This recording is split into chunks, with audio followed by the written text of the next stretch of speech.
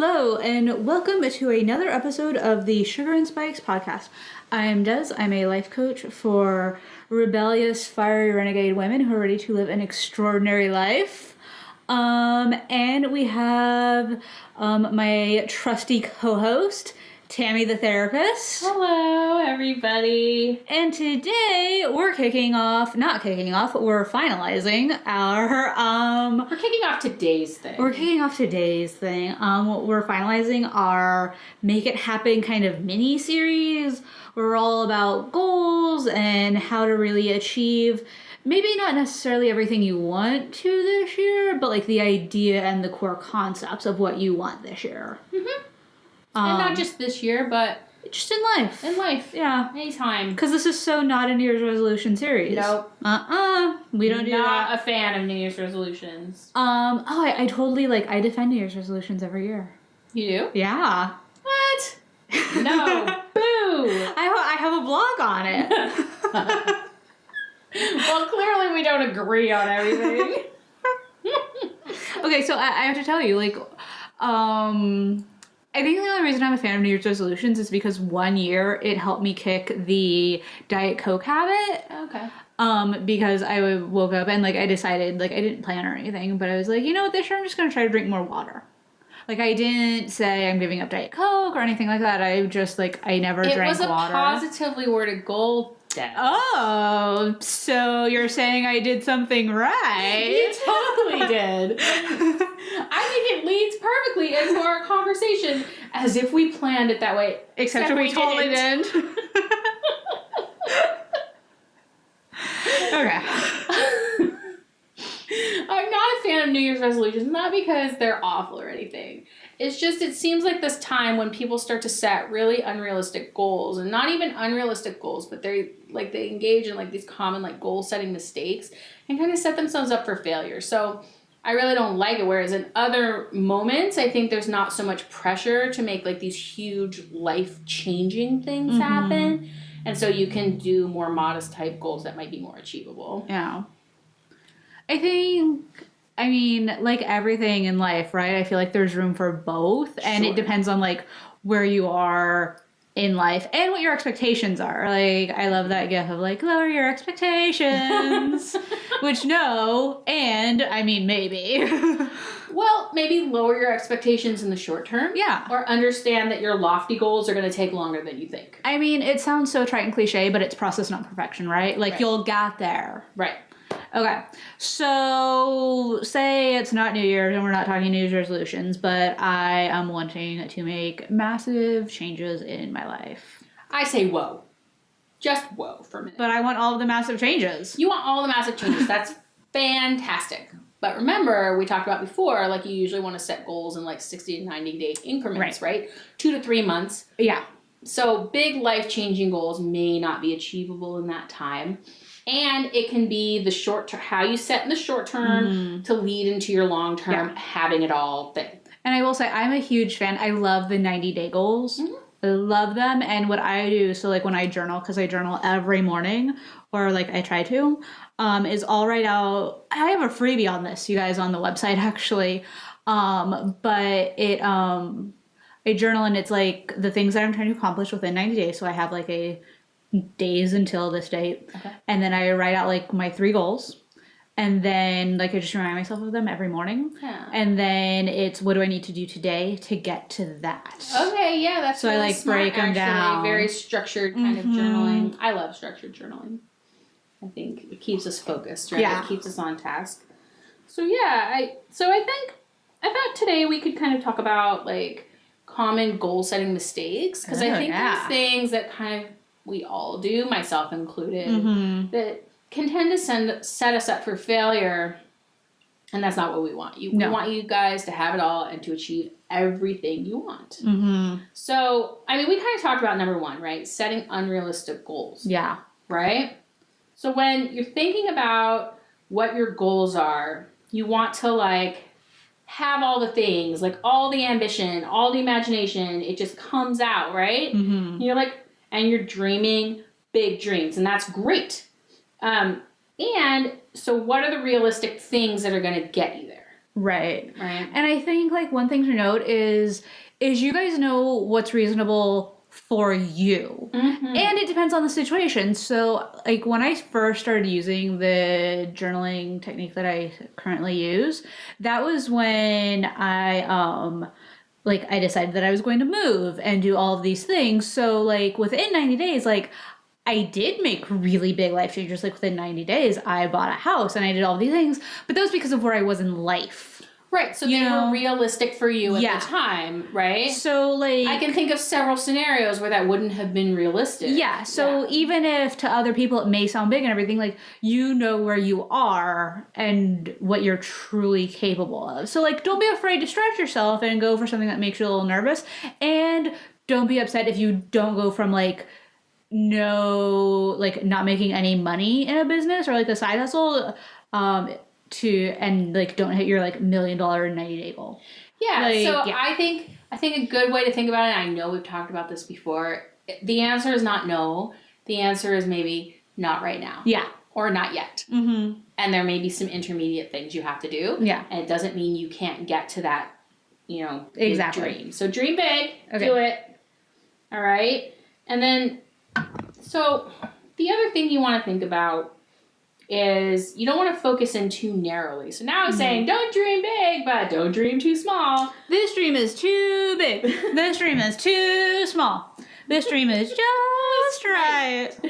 Right? So what I mean by that is when you're figuring out goals for yourself, maybe all your goals are career driven. Yeah. Maybe you completely left out goals from other parts of your life.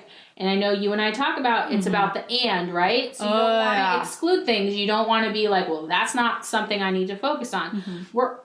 We want you to strive for balance. And the way you find balance is not doing 100 and 0. Yes. It might be doing 99 and 1. That's fine. But it's not 0 and 100. And going back to the way I kind of navigate all of this is back to that morning journaling piece. I break things down into life, work, because I do rock the 9 to 5 as most of us do. Yep. And then business. So like anything Sugar and Spikes, coaching, podcast, all of that. So I have those broken down, and then like life is like, I want to have the house cleaner just on a regular basis and things like that. And then work is whatever I need for work and goals that I want to hit there. It doesn't mean don't trade off. I'm not suggesting you have to work on a goal for every area of your life all the time. But if you're seeing this pattern of consistently only working on career, well, what are you not looking at? What are you neglecting, maybe avoiding?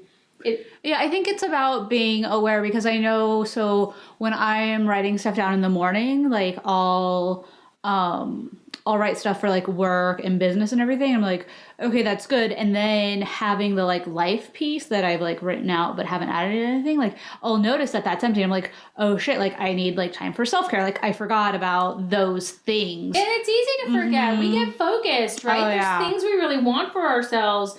And I think that goes back to that structured piece, right? Where you look at this and this and this, and you maybe tap into something you were missing. Yes. So, I mean, I think one thing is like with like this idea of like living in the world of and everything, like sometimes it's going to be and that didn't happen because and I couldn't address like this piece and there wasn't space for all these things, or like and this like bent because I wanted all of these things. Right. And it leads me into my favorite saying of all time. Yay! And that's okay. Yep. It's okay.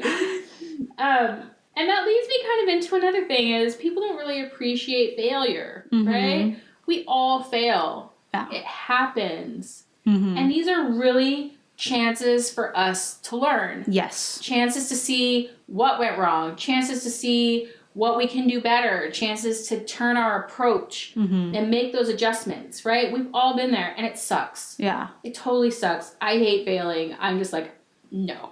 So I will say one of my things that I really have tried to take to heart, especially in the last year and stuff, has been like failure isn't a thing. Like fail is a 4-letter word.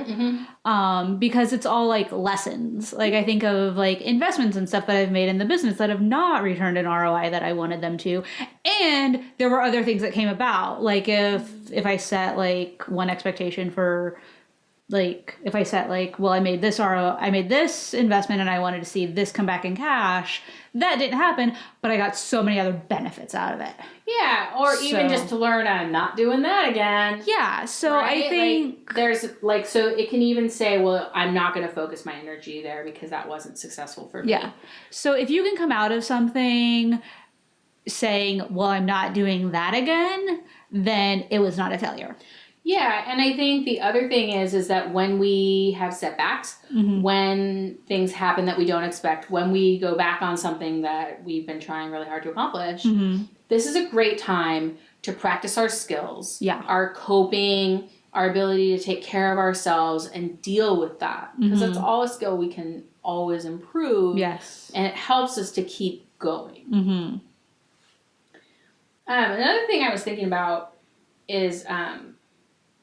I know that I've been guilty of this, is setting other people's goals as my goals.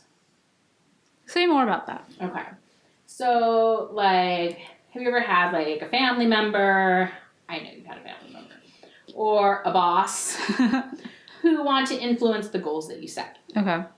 Who think maybe they know what's best for you, like a parent, yeah, or a partner, or your boss, right? And maybe they want you to go down a certain path. Maybe they want you to take certain actions. Maybe they want you to take a specific job. Maybe they want you to go into a specific field.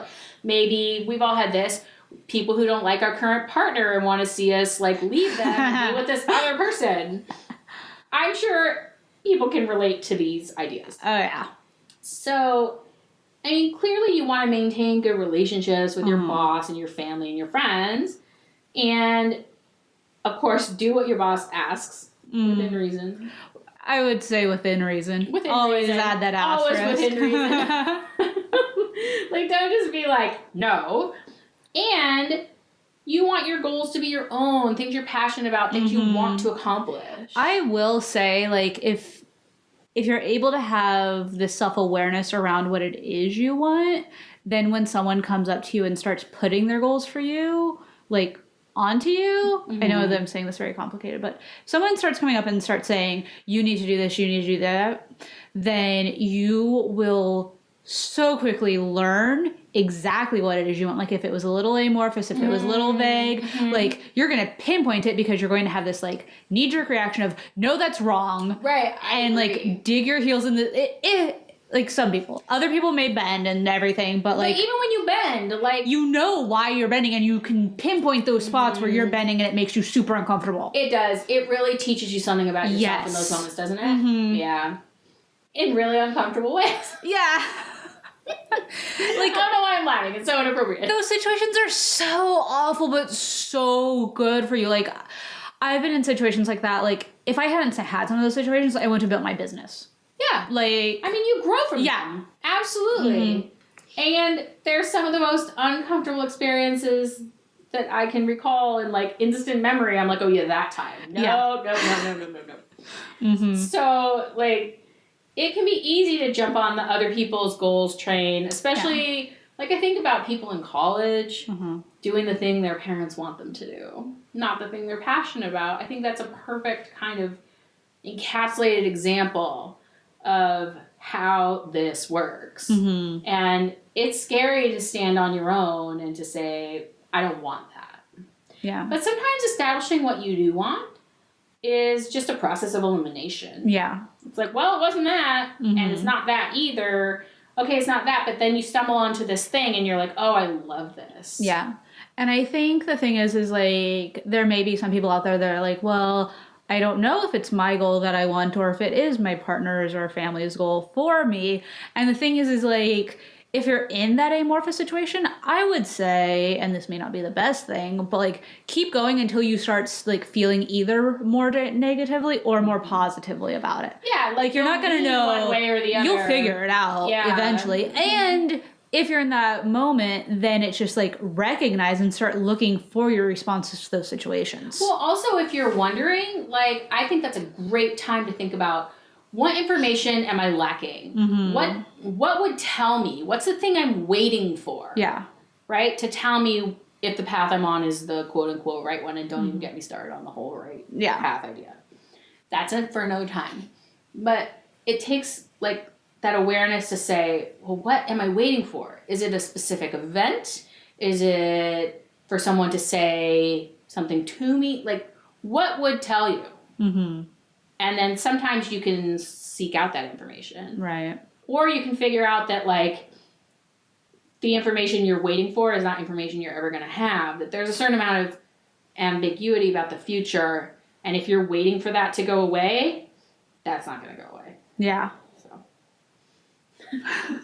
Happy. Thanks. You're welcome, everybody. On that bright, shiny note. But I have one more thing to talk about. So one thing I really like to think about is when I word goals, and maybe we've talked about this before, but I think it bears repeating, is the wording of your goal. Okay. Negative versus positive. Yes. Right? So if I say I want to stop doing something, that's a negatively worded goal. Not negative in the sense that it's bad, negative in the sense that you're trying to subtract something. Yeah. You're trying to take it away. And really, on the positive side is where you're really trying to get to. And research has shown that if you word things in a positive way, you're more likely to achieve them. Yeah. Because the thing is like our brain is a greedy mofo and we want more of all of the things. Right. So give it more, right? Yeah. So like if I want to spend fewer hours in the office, okay, great.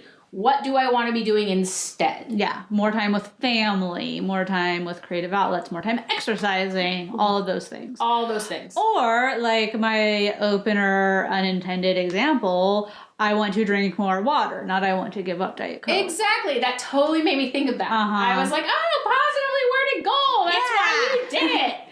So, like, you may be surprised. It seems small, right? But I think you really might be surprised about the difference that makes. Well, and I think, like, positively worded goals turn into sort of like mantras that play in your head, because I've done it with drinking more water, I've done it with eating more vegetables, and like even times when I'm not super focused on eating in a fully healthy way and I'm just like eating as I live, in my mind I'm still like, more vegetables, where's something green? You know, like the more vegetables sticks in my mind. Yeah. And that was like something that I started thinking about like 3 years ago.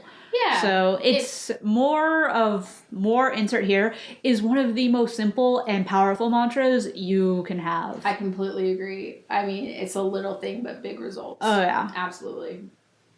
So that's kind of all I really want to talk about today. I think that's kind of a lot. So, I mean, these are just important things. I think you'd be surprised if you kind of are not getting to your goals and you're not achieving what you want. Are you doing one of these things? Is there some way you could tweak the wording of the goal, some way you could tweak the way you're getting there to make it work for you a little bit better? Awesome. Thank you. Yeah. And for everyone listening, just so you guys know, if you've been feeling stressed with all of these goals and trying to accomplish it all, I do have my free Stress Slayer video, which is super cool. There's 3 super easy skills that I teach on how to reduce stress. And there are things that can just be done in the moment, and they're really awesome. If you go to DesireeW.com/3, so the number 3, tricks, TRICKS, you'll get there, or just go to DesireeW.com and you'll see a giant button that says Slay Your Stress, and you can get that there. And if you like what we're doing, and if you know someone else that would benefit from what we're doing, please subscribe, share, let your friends know, let anyone you know who comes to mind when you listen to us talk. Go ahead and leave a review. So thanks so much for listening, and we'll talk with you later. Bye. Take care, everybody. Bye.